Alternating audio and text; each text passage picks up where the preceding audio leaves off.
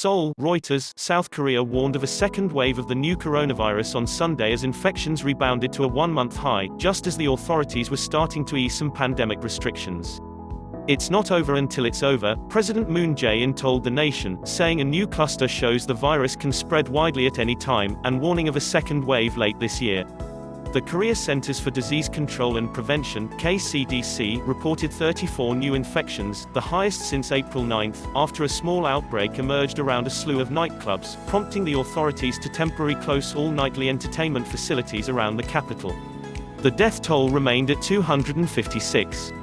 Health Minister Park Neung-hoo said the government will decide on whether it will reopen schools in stages starting from May 13 as planned after examining the impact of the nightclub cases for 2 to 3 days.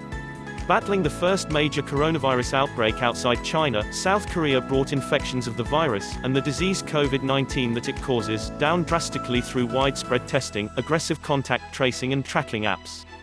The response has helped Asia's fourth-largest economy come to grips with the pandemic without extensive lockdowns seen elsewhere. The daily tally of new infections had hovered around 10 or less in recent weeks, with no or very few domestic cases over the past 10 days. The fresh outbreak comes just as the government was easing some social distancing restrictions and moving to fully reopen schools and businesses, in a transition from intensive social distancing to distancing in daily life. "We must never lower our guard regarding epidemic prevention," Moon said in a televised speech marking the third anniversary of his inauguration. "We are in a prolonged war.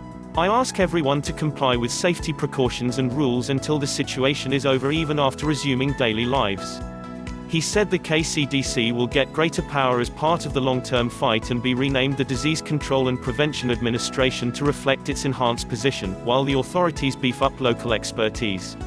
The resurgence is driven by an outbreak centered around a handful of Seoul nightclubs, which a man in his late 20s had visited before testing positive last week.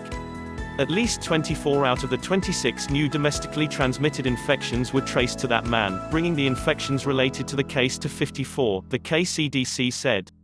The KCDC said officials are tracking down about 1,900 people who have gone to the clubs, which could be increased to 7,000, asking anyone who was there last week to self-isolate for 14 days and be tested.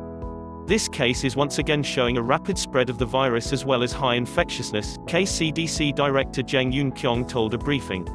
"We're in a battle against time to head off additional transmissions in the local communities.